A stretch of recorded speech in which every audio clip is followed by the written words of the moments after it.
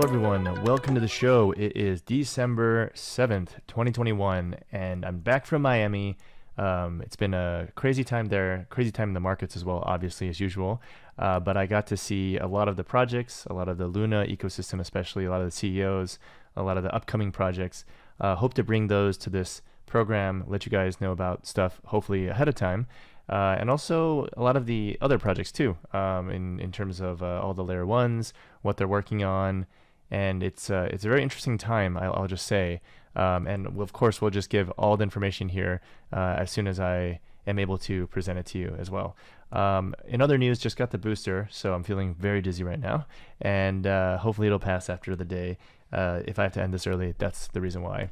So just getting into the news, we'll talk about kind of the macro economic environment, and then we'll talk about the crypto specifically, projects wise, and even the whole landscape as well. It's a lot to talk about because not only did we have a crazy flash crash this week, we also had a bunch of hacks this week as well, and that causes a lot of uncertainty. But the general trends, overall direction, everything still seems intact. And in fact, the flash crash made everyone think that was another 2-year bear market again, and then all of a sudden it's back to normal. So people clearly flipped their opinions very quickly. A little too much emotions in the space, especially with volatility. It makes you emotional because you have a lot at stake and things aren't going the way you want, and all of a sudden you start panicking. Either you panic sell and then it comes back up and you panic buy. These are all very common things that happen, so just be careful. And I know if you follow the news channel, you'll see that what I did is all I did was remain calm, and I just bought Luna at the $55 range, and that's up a lot now from that just random. I just figured I'd pick one thing to buy during this flash crash, and just pick one thing to buy, and it was Luna. Luna was up like 30% the next day from just the day itself. So I think it was overall up a lot more than that, but now it's obviously normalizing with the rest of the market. So let's talk all about this. I think I spent 2 minutes, which is too long. Number one is like the Omicron, it's pronounced I guess, Omicron variant. 19 states have it now. It's getting to be a mixed kind of reception, because on one hand, there's no evidence that it has any mild or severe effects. So it's actually, if it's mutated into the common cold, your crypto wallet shouldn't care, right? Like if the stock market and the crypto markets shouldn't care, because it just becomes a normal infection. Like it's just a very a common cold. It's a very highly mutated, highly contagious thing, but it doesn't matter, right? And the other thing is it also reduces the antibody protection of Pfizer. So if you are thinking about the vaccine, Moderna is the way to go. But if you look at the stock market, this is why it matters, why we talk about the variant, is because you could see anytime there's a variant mentioned, it panics the market. There's a huge sell-off, and then it bounces. And this includes the crypto markets too. So I know I talk about the stock markets a lot, but crypto and stocks are highly correlated. And we're back at all-time highs once again after another crazy week, right? Of like the news is saying like, oh my God, it's a new coronavirus. But at the end of the day, it could be a nothing burger, right? It just doesn't appear like it matters right now. So that's actually good news. However, today, if I zoom in on the 1 day, you can see like that slight dip at the end was actually, might have been this dip right here, was because of that. This is aftermarket. This dip here is because of that antibody protection. It like makes the Pfizer one look bad. We also keep getting news about real estate stuff falling apart in China and in Hong Kong. I think Evergrande was the first thing. It keeps getting news, right? And then we also, I think it was a thing called Kaizen and another one called Sunshine, I believe.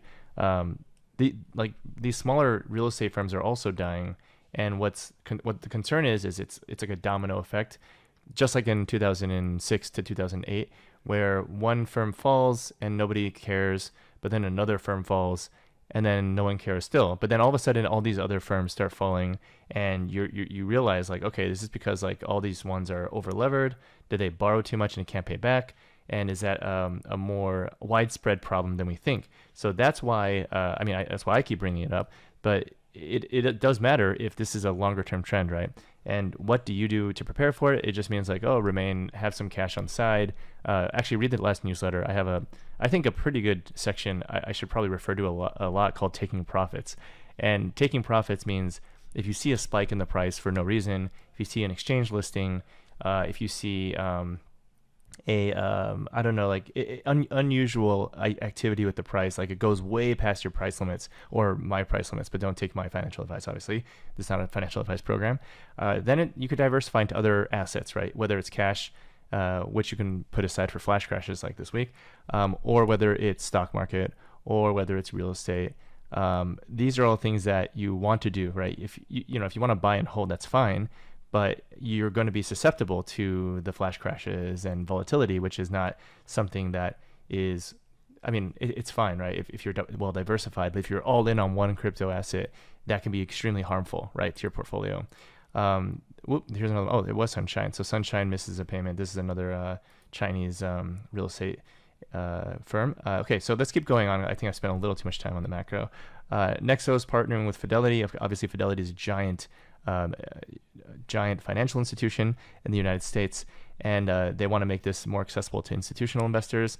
By the way, there's more institutional access now than ever before, and that is one possible reason why every flash crash is bought so quickly, is probably because of institutional money this time, not retail money. Retail money is actually very scared, I feel.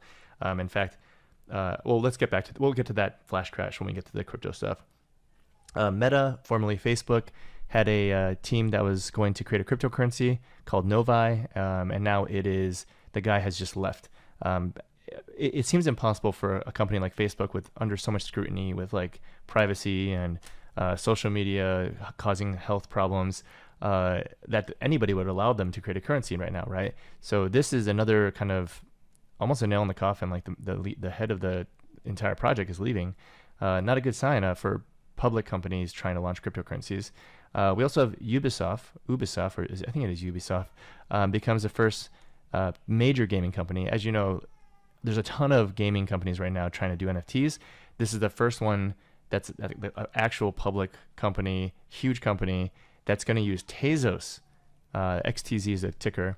It's going to use Tezos to put NFTs in Tom Clancy's Ghost Recon Breakpoint.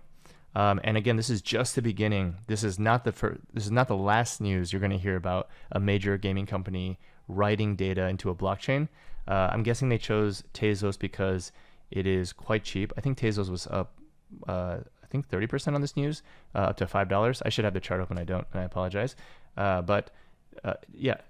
This is the beginning of the entire thing, right? You're going to see gaming companies jump on a blockchain.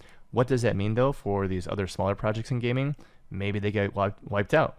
Maybe the Sandbox and Decentraland become completely irrelevant because EA comes out with an entire virtual world, or Activision comes out with a virtual world, right?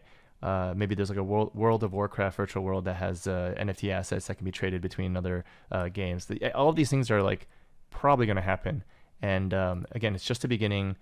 But it also means that right now a lot of GameFi tokens are probably overvalued. So keep that in mind as you're thinking about allocating your investments into different assets here. Another interesting thing was Certic. Actually, my friend was the COO here. He just left to start his own company. But they raised an $80 million funding round at $1 billion valuation. So just to show how important audits are, Certic looks at your code, finds loopholes, it finds exploits, like it can break your code on purpose so you don't get hacked. And it is very valuable. You can see $1 billion valuation is maybe even going to keep going higher, because like think about how expensive it is when you get hacked. We're going to get to that at the end, by the way. But you can lose hundreds of millions of dollars from a flaw in the code that this company would have found for you. That's another trend we're going to see. Square, the company Square, Jack Dorsey left Twitter. He went to focus on crypto. He has now renamed his company Square into Block. And you could even see this website is their new website. And it's exactly like one of those crypto websites you've seen. A lot of flashy graphics. Oh, wow, this is really cool. I can even turn this around. There's music by Jay-Z. If you guys don't know, Square also bought Tidal, which is Jay-Z was a co-founder, I believe. Which is probably why Jay-Z music is here. And then I didn't even notice, like, this is really cool. I'm just like, I love this design. It's like kind of like hackerish, Uh, anyway, let's keep moving on though. Another thing is in India, we have we talked about a ban in India for quite some time, and then they unbanned, and then they rebanned, and now it's an unban again. No plan to ban, it says. You even have WazirX saying there is actually no banking ban either, because Wazir wants to. They're not really accepting the Supreme Court's decision, we'll just say. And then we also have Japan having restrictions with stablecoins. So a lot of especially Tether, by the way, like Tether, I've been saying this for a long time, but recently with Evergrande owning some of their debt, it's actually even more scary that Tether is still out there and people are still using Tether. I think for the most part, if you're using a stablecoin, stick with either Circle, USDC, or Terra Lunas, which is UST. So, and by the way, I think UST is going to become even bigger than USDC. It's my prediction, bold prediction. But anyways, Tether is having a lot of issues, and Japan is like acting against allowing stablecoins to be used in like regular day-to-day activities, especially financial transactions. We also have Pokemon Go creator Niantic. They're going to launch a new crypto AR game, and just like we said that Ubisoft was a major publisher, now we have Niantic also launching an NFT game. So it's again just the beginning, right? All these major studios are all going to have their own crypto NFT games. Okay, now let's talk about the flash crash. So just a few days ago, the entire market dropped 20 to 30%, and a lot of you, if you're new to crypto, this is very normal. It actually happens once a month almost. So this one was a little more steeper. Like 30% is scary. I have to admit, I was like, is it over? But it wasn't. Everything's kind of bounced back right now. Here is the interesting thing. Here's a stablecoin pegs on the different assets. So if a stablecoin is supposed to equal $1, but these are kind of what held its value, right? LUST, by the way, is the up and coming one, but everything is like almost hit some thresholds. If UST, by the way, hit like 80 cents, some of their yield farms would have actually broke. So if you're farming something, minting UST or minting, I think it's like Magic Internet Money, MIM, these things could all liquidate is the term. Now, let's look at the overall crypto market here. You can see this moment it happened, right? On December 3rd, which was just 4 days ago, dropped $10,000. Bitcoin was like, bam, fell flat. The whole market actually fell a lot, and it hasn't completely recovered for everybody. You can see some of these are still down 18%. Avalanche is down 25%. Ethereum, however, is actually fairly close to even from the week, which is very interesting. And even more interesting is our favorite project, Terra Luna, is actually even more up. So our price target for this month was $70. We actually hit that, and actually more. I think it got up to 76 or something. But Luna is just survived a huge crash. Think about that, right? Like the entire market crashed, but Luna was still up 30%. That's a very strong sign, because you have to think about, what if it was a strong market? Where would Luna be right now if it was a strong market, right? So I'm going to revise my prediction for Luna. I think it will reach its $100 target in the next 3 weeks. I mean, like, it's the momentum is so strong on this one, and there are things that got leaked already, which are there's a huge raise happening. So there's a huge raise. It got leaked a while ago, actually. That they're doing a couple $100 million raise. So they're gonna announce that. It's already all over Twitter, but which is maybe why it's like going up, is because it's leaked. But that's one thing that is upcoming. Polygon is another one, 30% up. And the reason why is because a lot of these projects like Decentraland and the Sandbox are actually moving all their things to Matic, to Polygon. Because if you want to buy something on Ethereum right now, it's going to cost like $100 to $300 just to transact. And you hear the sirens in the background. So if you're paying $300 in transaction fees, it's not worth having your project sit on Ethereum anymore, right? So right now, Polygon is kind of gaining the spotlight. Avalanche is getting the spotlight from the DeFi stuff, but people are dropping out over there. Those yields are falling, obviously. And we talked about like DeFi incentives falling down. But Polygon is, if everybody switches over from the NFT space, obviously Polygon is going to keep going up in value, right? But it still hasn't reached its all-time highs. Like everybody else, Avalanche, Terra, even Polkadot, everybody reached their all-time highs already in the last couple of weeks, and Polygon's kind of just catching up. So that's another reason why it's going up recently. In terms of other projects, there's nothing really to call out, which I won't get to next. But there is first of all, negative trend, Cosmos, which has not come out with its DeFi stuff. So it just keeps dropping. It's getting punished for that. Everybody else here, though, is just kind of just down. Everything's kind of hurt from the flash crash, right? Okay, I guess we can keep going. Oh, and we'll get to Bittorrent too. So I won't need to cover that right now. Let's move forward. We talked about UST. It's at the demand is at all-time high, and we're working with some projects to get UST live to users. But also Luna will just keep going up if UST demands goes up. So the way that Luna and UST work is you have to burn, like literally just like destroy Luna to create a bundle of UST at the same value, equivalent value. And right now Luna is burning, I believe, 2 million Luna a day.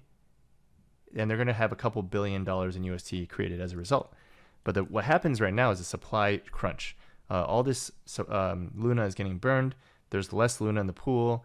The market cap actually goes down. And then all these valuations kick in saying like, well, Luna should be valued more. It should be a 15 billion. It should be a 25 billion, right? And if it keeps burning, it becomes like a $15 billion asset again. Then people buy it up and it goes back up, right? So what we're seeing right now is Luna, you can see its all-time high hit 70, almost 78 actually. Pretty amazing. I didn't realize it hit that high. But the market cap is at 26 billion right now. And this is just going to keep going lower every day because the supply just keeps getting burned. This thing is just going to be 380 tomorrow, for example, right? So this is causing, in part, this rise up for Luna. And I think it's just going to keep going on. I think we're going to hit $100 probably by end of month, assuming no other flash crash, or maybe the flash crash will push it up even higher like we just saw, right? But let's kind of go over some other news before we come back to Luna. SHIB, there's a new gaming venture.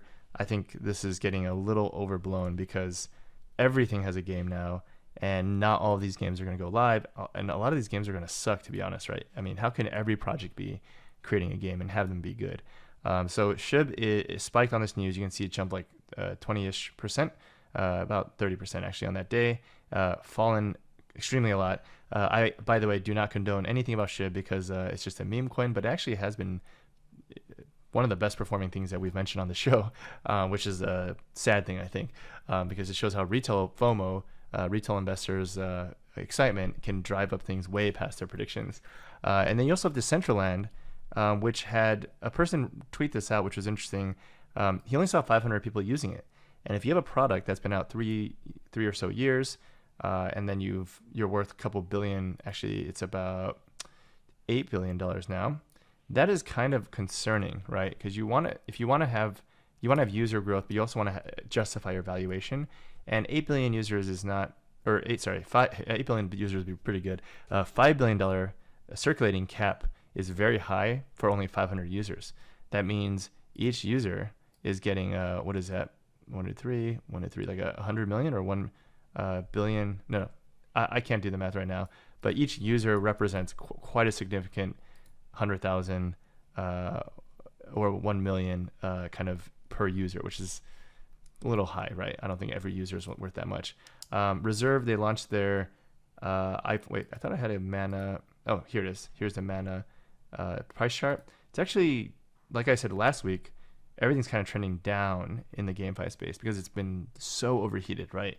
And also very overvalued. So I think these will start trending down, and I think Mana will be actually a good buy if it does get under $3, which is like the normalized price. You can see it keeps like hovering around this line over here and over here too in a flash crash. So if it does get to $3, not that bad of a deal, I'd say, based off the chart only. And the GameFi trend itself. Reserve itself has a new iPhone app. It is, oh, come on. It is actually down though for the month. It did not do well during the flash crash. You can see this giant crash from 5.7 cents to all the way to 3.5 cents now. That's a huge drop, right? But the app is now out on iPhone. But if just a summary, Reserve is a stable coin, but they're trying to be in Latin America countries, giving access to people to the dollar, which in turn gives people, and then they also are able to spend at retail, so people can use their app, buy stuff, and actually stick with the dollar, which is actually really cool. And I believe there's a Bitcoin arbitrage thing happening in the back to maintain that peg, and also a bundle of assets that are all stable coins to keep the stablecoin peg as well. Here's something that's very important, something I'm not very happy to announce, but Tron, which is like a project that copies everybody else, is launching a BitTorrent chain. So if you guys remember Kronos, which is Crypto.com's chain, that went up like several 100% when those yield farms came out. I think that BTTC, the same thing could happen, and it's actually happening this week. So this came out of nowhere, but BTTC went up. It was up a lot more earlier. Might be a good buy if this becomes successful. Even if it's not successful, though, it might just be a good like buy now and then sell on the news, right?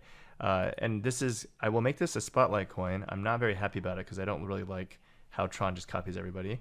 But you can see where BTT is traded. It's on Binance, is probably the most successful one, especially, and KuCoin and Poloniex. So keep an eye out for BTT as one of the actions, I guess, this week. We also have a bunch of Luna news. Sandclock Quartz. Sandclock is the kind of aggregator. It takes your money, then it reallocates it to different strategies. That is actually pretty good price. I think it's only $16 million market cap. So I think Quartz, they're doing their audits right now. So anyways, Quartz is actually a pretty good value right now. The other thing is that T-Floki is an airdrop coming for mine stakers. I actually looked at mine recently, and it is really cool now. They have this like voting governance process right now. They also have this airdrop thing, which is actually giving really good rewards. Right now, you can see that this is, by the way, only after 1 day is like $7-8 after 1 day. I don't even have that much staked of mine. So what I'm thinking is that Pylon is actually going to be our secondary. Oh yeah, you can see right here, secondary coin of the week. I think this has a pretty good upside for how much value it's offering right now. It's giving you airdrops of other people's coins, by the way. So you're like kind of like yield farming, but you're not increasing the inflation of mine. So mine is looking really good right now. I met with the CEO also over the last week. Very cool guy. But in general, all these new services are really cool, and I don't think it's been made of a big deal yet.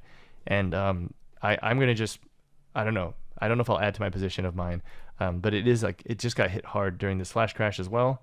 And I mean, the market cap is at 91, but I do think I would personally just buy more to do the airdrop stuff because the returns are very good, and it's like not yield farming, right? You're not losing to impermanent loss. You're just staking and then getting a way more airdrops than you would staking Luna, right? Staking Luna, you get airdrops too, but you have to wait 21 days if you withdraw the Luna. So actually, this is really cool. This is an awesome system here.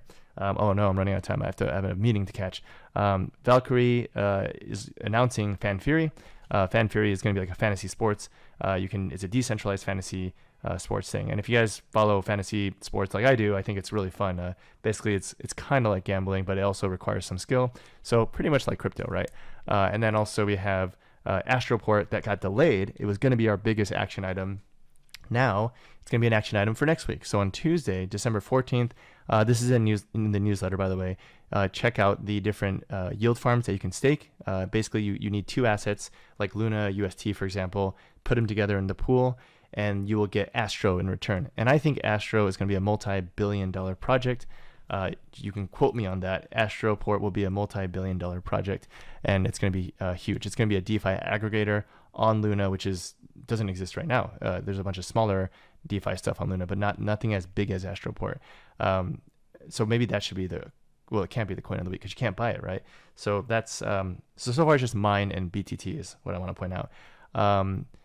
Oh, and there should be a thing called with Stater. Did I not put it up? Okay, well, there's another event coming up this week with Stater where you can stake Luna and get Luna X, which means that you can stake your Luna, get higher yields, and Luna X is a token that you can use for other stuff. It's amazing, right? Basically, before you had to stake Luna and then you lose the Luna. And if you try to unstake, you have 21 days. So Luna X is going to be a huge deal. It's not really a coin of the week either because you can just buy Luna and then you just get Luna in return when you stake. But it is a big deal for an action item. If you're thinking about staking your Luna, that's where you should probably do it with either Astroport or with Stater. And then here's a couple. This is a very weird week. We had a bunch of hacks. This is the CEO, I think, of BitMart.com. Someone hacked their wallets and they lost $150 million, right? And then also the Celsius Network CFO got arrested, and they lost money on that hack, I believe. Well, let's just see if I found it. Well, okay, let's just keep going in the news. BadgerDAO also got hacked. BadgerDAO is another DeFi network. $120 million stolen on a front-end attack. We also had MonoX Finance also got hacked. $31 million. And this is a really peculiar timing because it was right before the flash crash. So I wonder if all these things were dumped at once. Probably not, because that'd be too obvious for the hacker to get caught. And here, of course, is the BitMart hack that we talked about, 150 million. You could even track all the money here. Here's all the Ether going into Tornado Cash. This is hiding the money, by the way. So the guy's literally putting out hundreds of thousands of dollars, actually millions, hundreds of millions of dollars into what we call Tornado Cash. And what Tornado Cash does is all the Ethereum gets bundled up into one big thing, and people can withdraw on the other side, and that is anonymous, essentially. You don't know exactly where it came from originally because you've put in money into a bundle and then somebody withdrew it from it. So you don't know exactly who's the hacker, but someone withdrawing on the other end has to be the hacker, right? And then Celsius, they're back again. They lost money on the BadgerDAO hack too. So they're in Celsius is in really hot water right now. I probably would not be putting stuff on Celsius right now just because of like the CFO getting arrested. Now they've lost money on a hack. What is next, right? That is something to wonder about. So again, this week, actually a very simple week. Astroport and Stater, this is all Luna ecosystem stuff. And then the coins of the week spotlight would be mine. If it's under 10 cents, it's probably a good buy. And then actually it's at 10 cents right now. And the other one was, where is it? I'm looking for BTT. So if this goes back to the same price, which it's on its way now. Let me go over the overview really quick.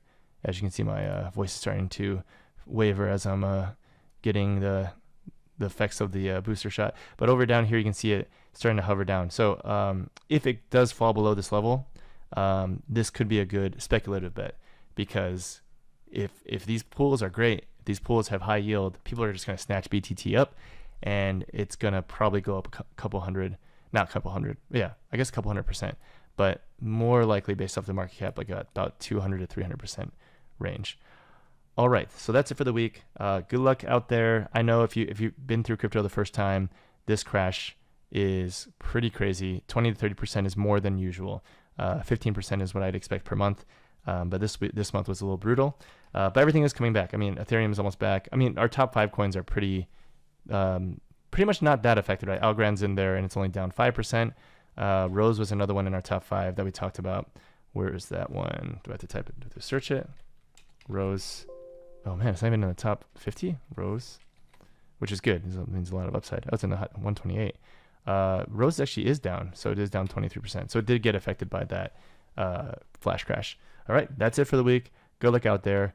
I'll see you next time, and try not to stress. Just be strategic. Read the taking profit section, I guess, over and over again. You have to get into that habit. It's going to become helpful for these kind of events.